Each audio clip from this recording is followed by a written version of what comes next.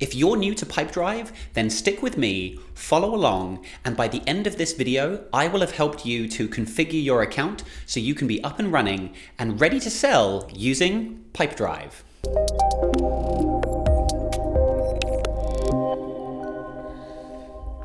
Hello, my name is Paul Miners and welcome back to another one of our Pipedrive training videos. My company, Mineco, has worked with hundreds of businesses around the world and have helped them to sell more using Pipedrive.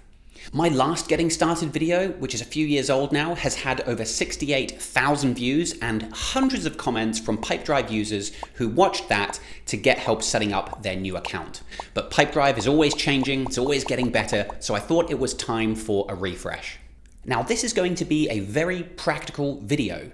You can skip ahead using the chapter markers below, but I actually recommend you follow along, pause the video, and do the customization in your account as we go. If you have questions, leave me a comment down below. We're not going to cover all the features that Pipedrive has to offer in this video, but when you're ready to learn more, we have hundreds of free training videos on this YouTube channel. We also have a full online course available for purchase on our website. Or if you just don't have time to watch videos and figure it out on your own, then click the link in the description below to book an introductory call with our team to learn more about our consulting and support options. Okay, are you ready? Let's go. Now let me briefly talk about what Pipedrive is so you know how it fits into your business. Pipedrive is what we call a sales CRM. So essentially what that means is when somebody reaches out to you to inquire about your product or service or whatever you have to sell, or maybe you're doing some cold outreach, you can create a deal to represent that particular sales opportunity. And you can keep track of all your deals really easily.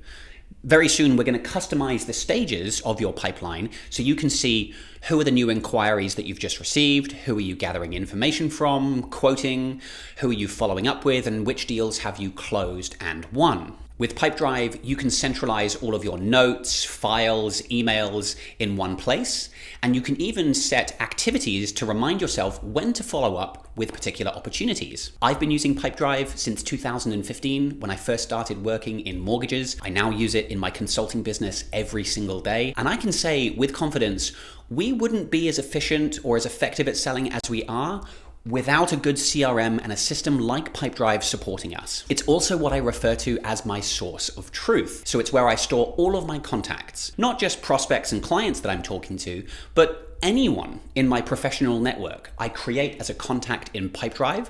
So I have all of my important contacts in one place, which I can sync to my Google or Outlook contacts and have available on my phone wherever I am. Pipedrive is a web application. There's nothing to download, but you can also access it using the smartphone app or on your tablet. And the reason most of our clients have chosen to use Pipedrive compared to other CRMs like HubSpot, Monday, or particularly Salesforce is Pipedrive is very simple, intuitive, and easy to use, which for a salesperson is really important.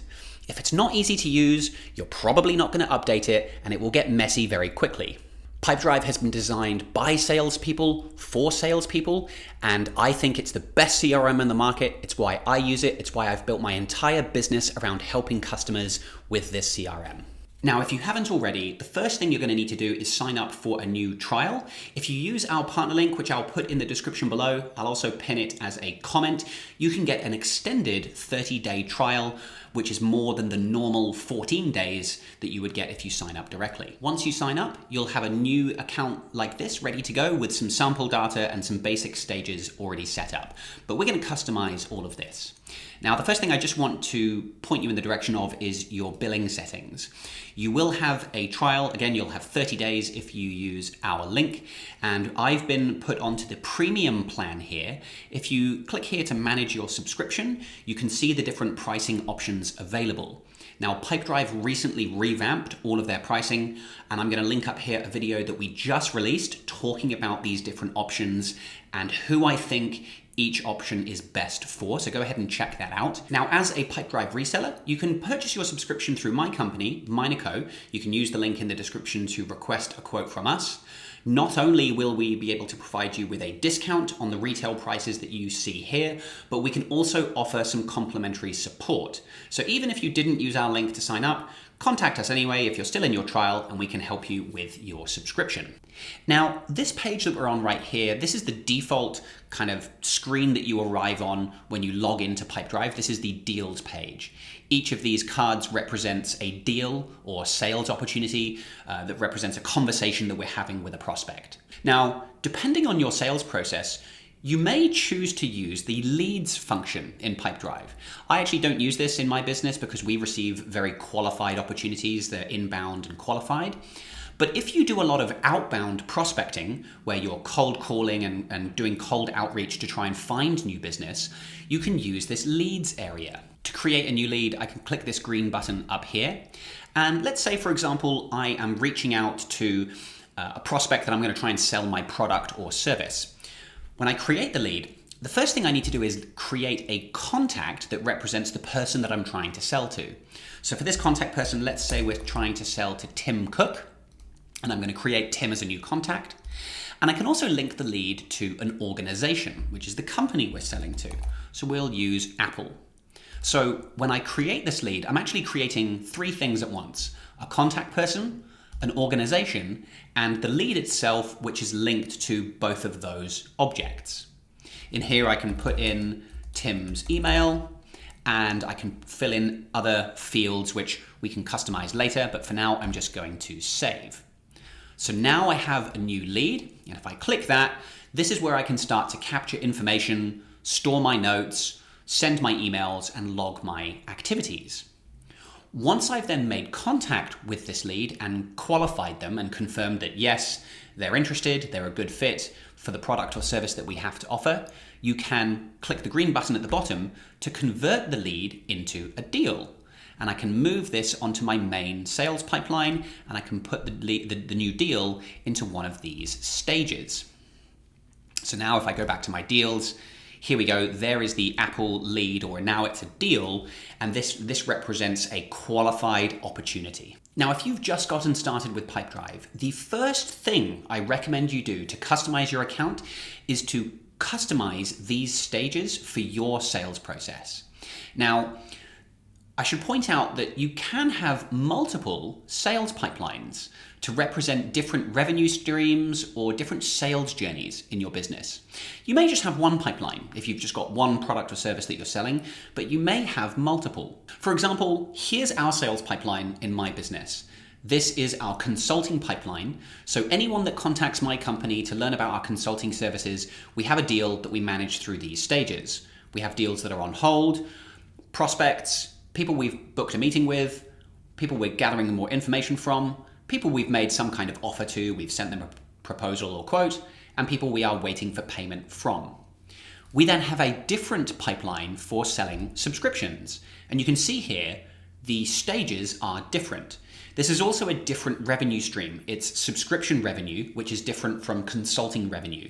So we have it as a separate pipeline so that we can track those different revenue sources, and we can have different stages to represent that different sales journey. A mistake that we see a lot of our customers make is they create too many pipelines. They create one pipeline for each person on their team or each sales team. You don't need to do that. We can use filters to actually filter the pipeline to particular people. So for now, you may actually only just need only just the one pipeline. To customize the stages, click the Edit Pipeline button up here, and from here you can rename the stages to whatever you want. So I actually think the default stages are a bit odd. You could have the first stage be qualified opportunity, because if you've started with a lead and then you qualify them, they probably want to come into that stage. Contact made doesn't really make sense to me, because if you've qualified them, you've already made contact. So I'm just going to delete that stage. And actually, because I've got deals in that stage already, I'm just going to move those back to qualified opportunity. Let's say maybe we want to customize the wording here. We could say discovery call booked. So those are people we've booked a call with. I'm going to add a new stage here after the discovery call, and we're going to have gathering more info. Sometimes we still need to get a bit more information. Proposal made, and then maybe I want to have a new stage in here for contract sent.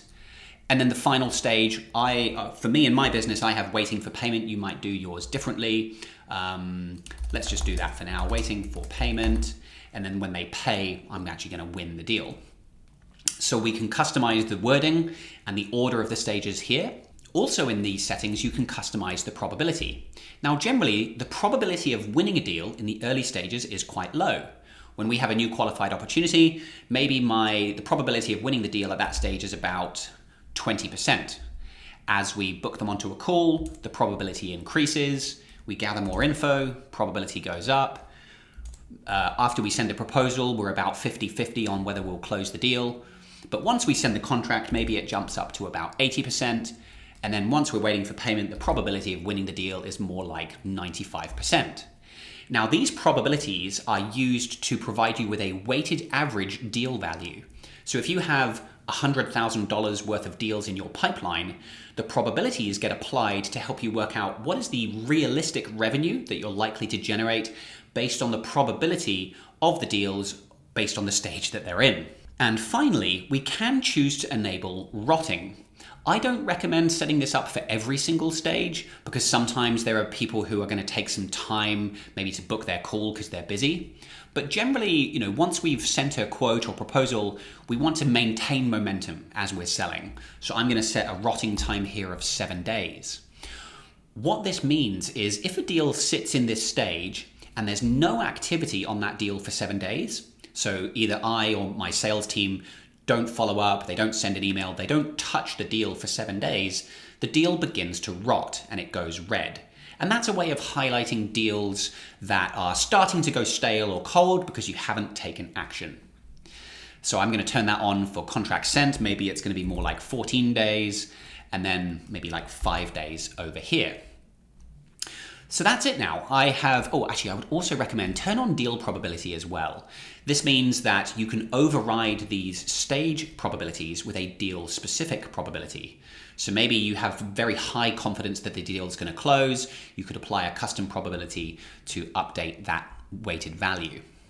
So let's save those changes now. And I can see my new stages and the stages as I've named them have been updated. You can also see the effect of the probabilities. So if I hover my mouse on this stage, you can see I have $22,000 worth of deals in this stage because there's the 15 plus the 7 is 22.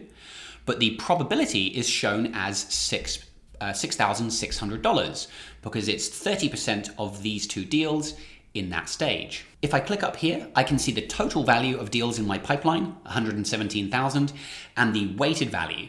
So again, that's sort of like, what am I realistically likely to generate in revenue based on the probability of closing these various deals? Now, quick tip. When you name your stages, name them in the past tense as much as you can. So I've got discovery call booked, proposal made, contract sent. The benefit of doing that is that it makes it really clear that the deals in that stage have received a proposal. Again, a common mistake we see our clients make is they just say proposal, and it's not actually clear. What does proposal mean? Do you mean you're making a proposal or you've sent the proposal? So naming them in the past tense just makes it really clear where the deal is actually at and what state it's in.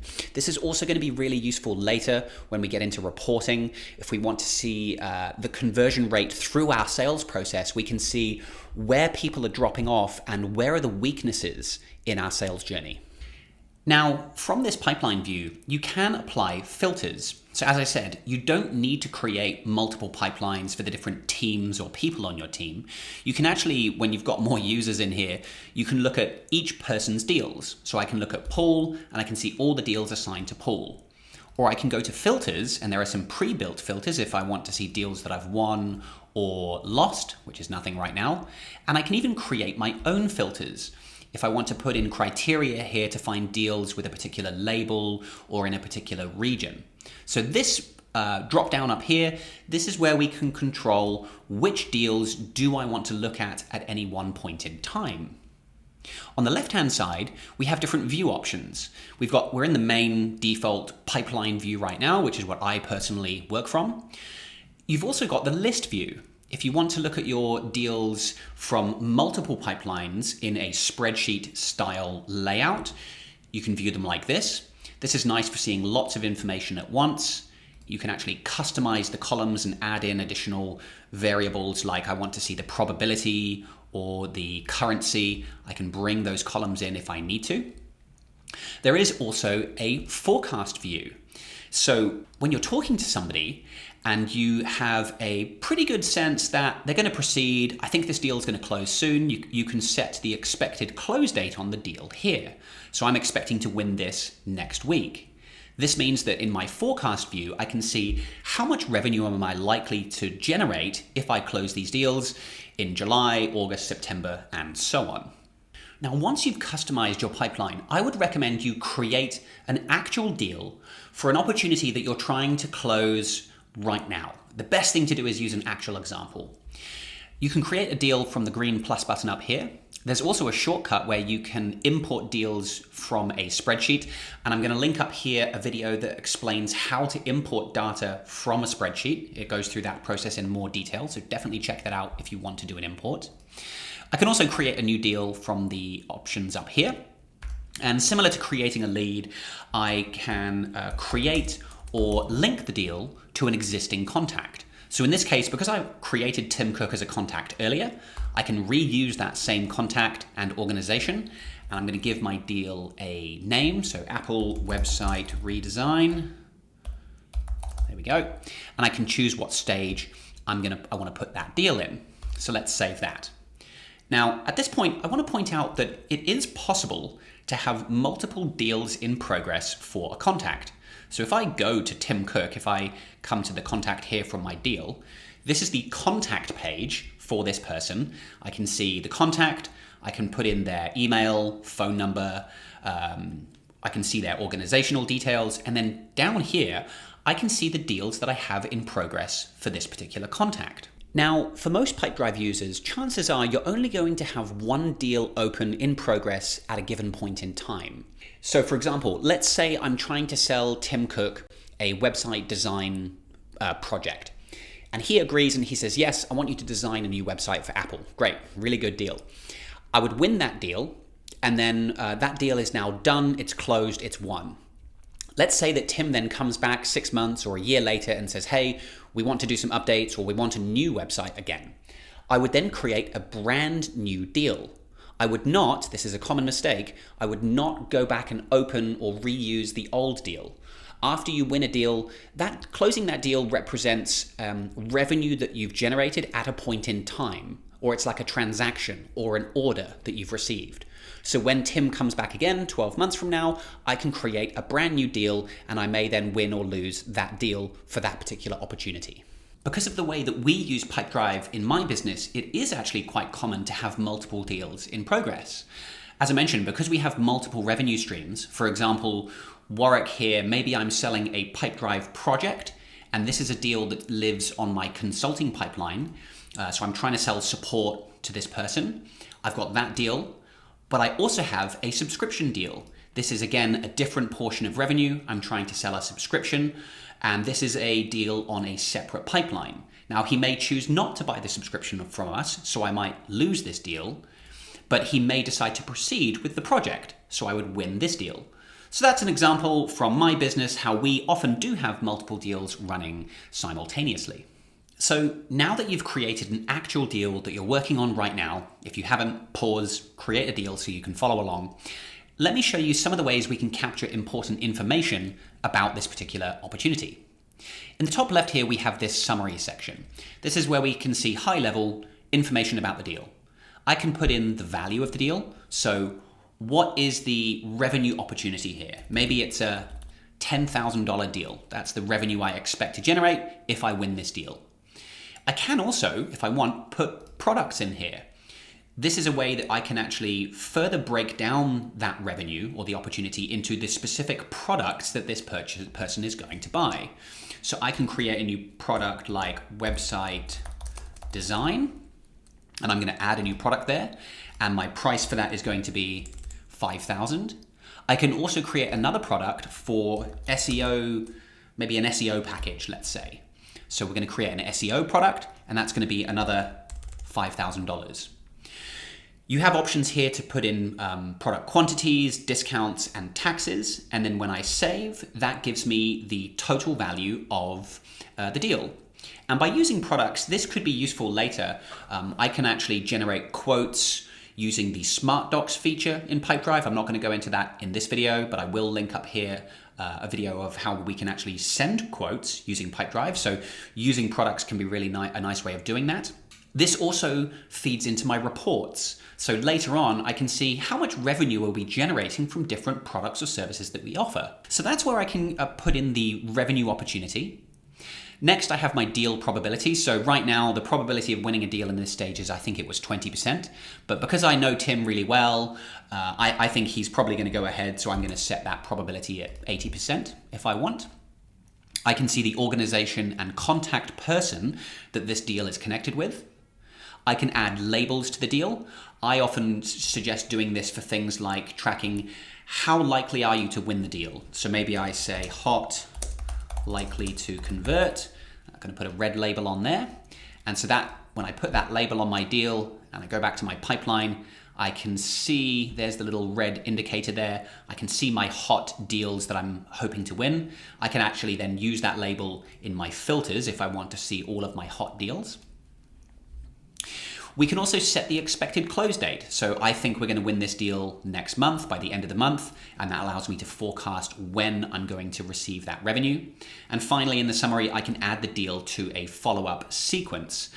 I'm not going to show this in this video, but I will link up here a video that we just released. This is actually a new feature that just came to Pipedrive, so check that out, where I show how to create sequences which help you to draft your follow-up emails and set reminder activities for you.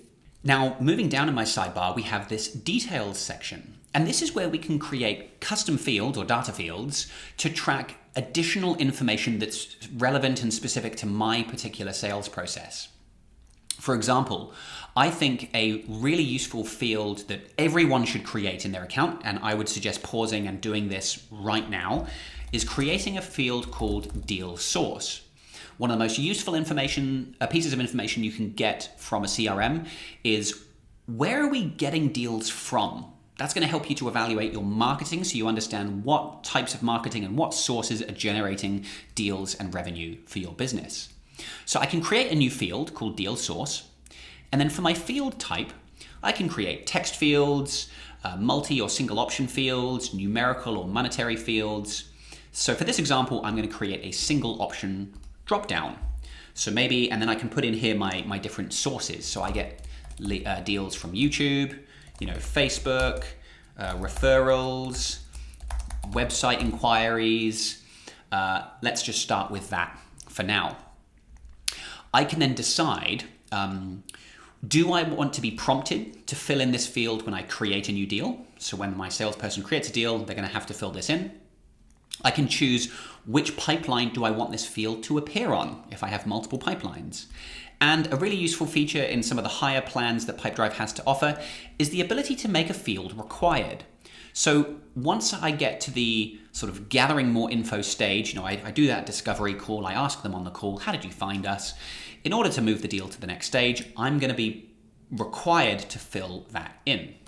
So if I save that now, so I can see now there's that new field ready for me to use, and I can fill that in if I want.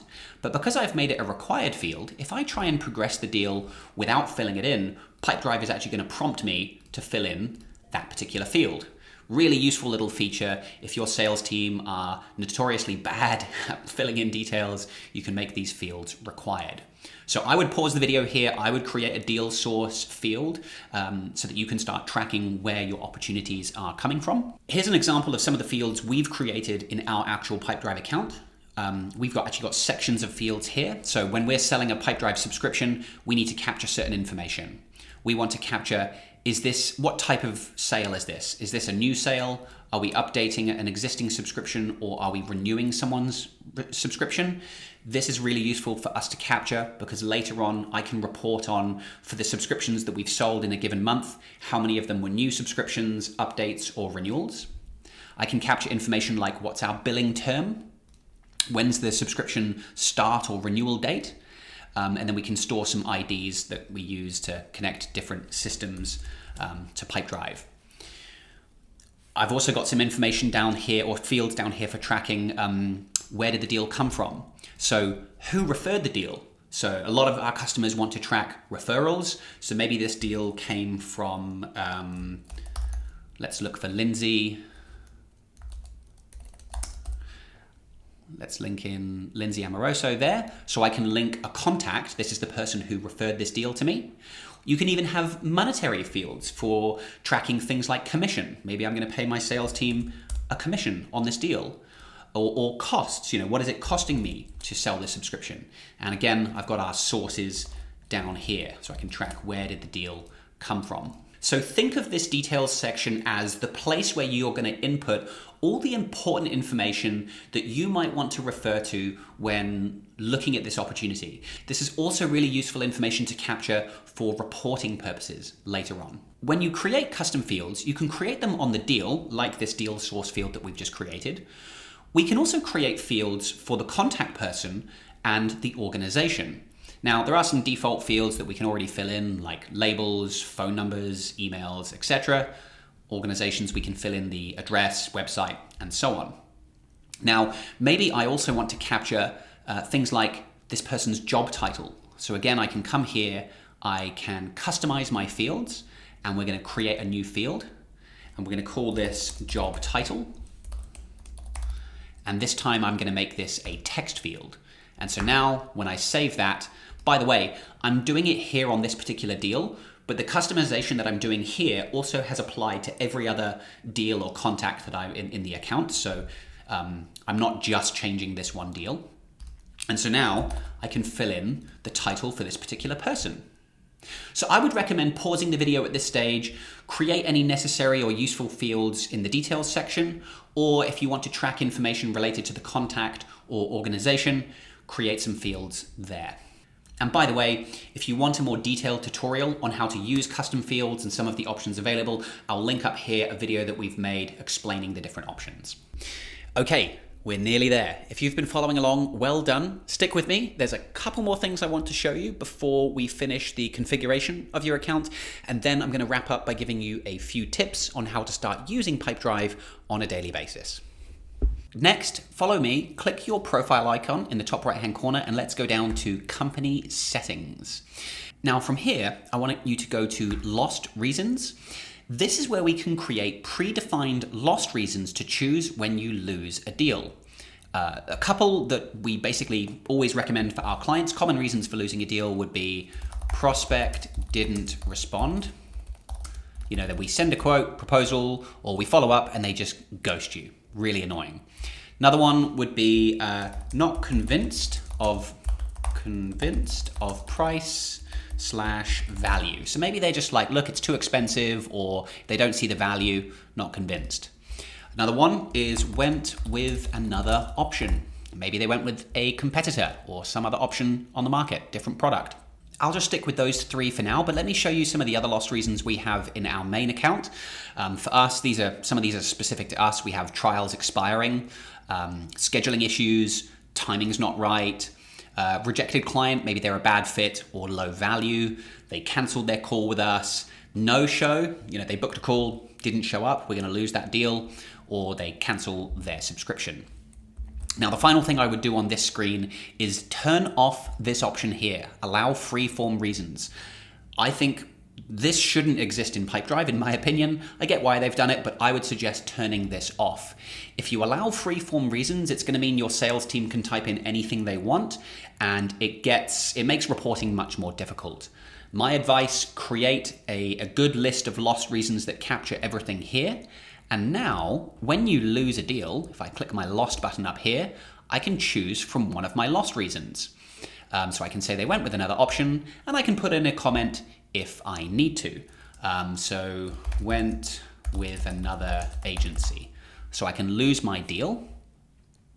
And by the way, if you ever lose a deal, maybe they don't respond and then the prospect reaches back out and you want to reopen the deal, you can easily do that by clicking the button up here. Another company setting that I want you to customize is your activities. Activities, I will show you next, is how we can set ourselves reminders of what we need to do next. Think of activities as the actions that you can take to progress a deal to the next stage. Now, I recommend customizing activities for reporting purposes because maybe you want to track different types of engagement that your sales team are doing. So, for example, one we have in my business is introductory call. I want to know each month how many intro calls have we done. We also then we do demos as well. Now, I'm not going to use the same activity or this call one. I want to track them independently. So I'm going to create a new activity for demo call. And I can rearrange these and put them into the order that I want. And so now when I do reports later, I can see how many intro calls have we completed and how many demo calls have we done. You might want to create custom activities, and I'm going to use the little document icon for create quote. And again, I recommend making these sound actionable, a bit like we did with our stages. It's good to have sort of quite specific naming conventions here. So create quote, or another one might be send contract. You don't have to go crazy at this stage, but I would recommend just thinking about what are the important activities and tasks that you have to do as part of your sales process and create some examples in here. I would also recommend maybe turning off any that aren't relevant. Deadline is not one that we use, and lunch is not one that I use, so we can turn those off. Okay, that's it. That is the basic configuration done. There are other settings and things that we can play with to further customize this, but what we've done now is the bare minimum that I think you need to do to customize your account so that you can actually start using Pipedrive. Just to recap, we have customized your pipeline and stages based on your particular sales process. We've created some data fields and person fields for capturing important information related to how you sell. We've customized the activities and the lost reasons. Now, let me give you a few tips and show you a couple of things you need to start doing on a daily basis when using Pipedrive. Now, on a daily basis, the best thing you can do with Pipedrive is keep it as up to date as possible. Remember, it's your source of truth. The benefit of this tool is it allows you to keep all your important information about a sales opportunity in one place. So the more you put into it, the more you get out of it. So in the middle of your deal here, this is your deal timeline. This is where you can see what's happened related to this deal. Not a lot's happened on here so far, but you can see when the deal was moved to different stages and who did that, if you need to kind of figure out what happened or who implemented, who made certain changes. You've actually got a full change log if you need to see who changed fields, when it was moved around, that kind of thing. At the top here, we can schedule our activities. So we customize those activities before, and the best practice when using Pipedrive is always schedule some kind of activity reminding you what to do next. So if I've got my deal currently in this proposal made stage, I'm now following up with Tim to try and get him to see if he's made a decision. So my next action is to maybe send an email, or actually what I might do is call. Calling's better. I'm going to call, let's say, next Monday, and I'm going to leave myself a little note. Has Tim decided how to proceed? I always think it's good to kind of put a little note so that you know why you're actually following up or what you're following up about. So on Monday, when I log into Pipedrive, I'll see this activity on my activities list, which actually we can see on the left here. This is where we see all of our activities, and I can do this call. When I'm on the call with Tim, what I personally do when I'm using Pipedrive is I edit the activity and I type my notes in here of what we talked about. So I might say, Tim had questions about pricing. We made some changes to the scope. And so I would complete that activity. So I'm completing the activity so that I can log that I did the call. We've got a nice audit trail of what I've done. I can also report on that later. I can see how many calls I've made during the month. And I've stored my notes so that I know what we talked about. Now, when I complete my activity, Pipedrive pops up this window and it asks me, okay, what's your next activity? And you should always be thinking, what do I need to do next to move the deal forwards? So after that call, maybe I'm going to follow up with an email, a couple of days later, ready to send contract. I'm going to see if he's ready to get a contract. And so you can see my timeline updates, and I can look back at any point in time and see when did we last talk to the prospect and what did we talk about? So top tip here, always have some kind of activity on your deals reminding you what you need to do next. Often in sales, we get told, hey, follow up with me in a couple of weeks or next month. And that's where you can use the activities to follow up at the appropriate time. By the way, if you go to your deal pipeline here, the little colored indicators here tell you if you've got overdue activities. So this little red indicator tells me that there's actually an overdue activity from yesterday. Actually looks like a couple from yesterday overdue. This little yellow warning indicator tells me there's no activity on this deal. There's nothing reminding me to follow up or what I need to do next on this deal. So again, my advice, schedule an activity to remind yourself when to follow up next. Or the little green indicator here shows that I have an activity that's due today. So when you look at your deal page, if you're seeing lots of red indicators like this, it generally means you're falling behind, you're not keeping up with your activities. Next, we also have the notes section. This is where you can type in information, maybe during a meeting or just information about the project. You can capture important details and notes in here. There's also a meeting scheduler. This is a bit like similar to tools like Calendly. If you want to send a prospect times that you are available for a meeting, you can set your availability here. You can also integrate Pipedrive with various third-party calling options if you want to make phone calls or send text messages from Pipedrive. You can even actually place a call using your phone and transfer the call to your phone, which is really cool. We can upload files and documents. You know, maybe when I get a contract signed or a scoping document, I can put that in here. This Documents tab, this is where we can create quotes or contracts that I can actually send to be digitally signed. And again, I'm going to link up here to the video about how to use this feature, Smart Docs. We actually use this every day in my business. We have templates for the contracts that we need to get signed, and we send those to be signed through here. It's cheaper than us having to use an alternative like DocuSign. And finally, we have the Email tab. This is where I can sync my Google or my Microsoft email, and I can send emails natively from Pipedrive. So if I just go to my primary account now, when you've got your email connected, if you click that tab, it brings up the email compose window like this. And I can write my subject and I can write my email here, or because I want to be as efficient as possible, I've got loads of email templates ready to go. So if I'm sending a quote, I can use this particular template. It fills the person's name, populates the email. I can tweak this and change it if I need to, but that makes sending emails really, really quick and easy. I love this feature in Pipedrive, by the way. And again, I'm going to link another video up here if you want to learn how to connect your email, set up templates. Here's the video you can go and watch to learn about that. Now, from here, what's going to determine your success with Pipedrive and whether this becomes a successfully adopted tool for you is making it part of your daily habit and routine. You need to spend some time with it now to start getting value from it.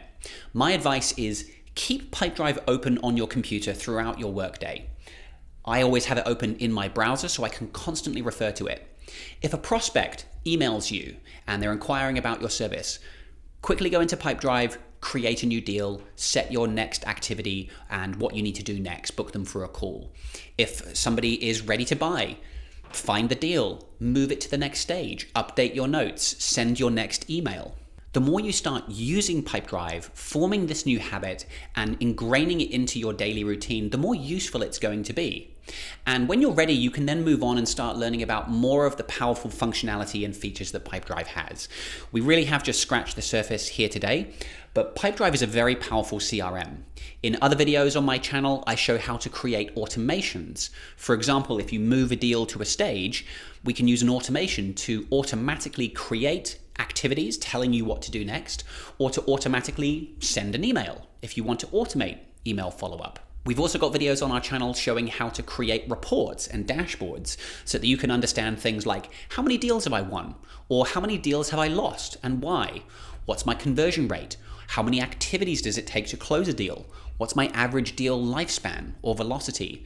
The more you actually learn about your sales process, the more you can tweak and optimize and improve how you sell so that you can actually close more deals. If you manage a sales team, you can create goals for your team in Pipedrive. If you want to create a goal for your team to book meetings, or create a goal for somebody on your team to close a certain number or a certain value of deals, you can actually hold your team accountable using Pipedrive.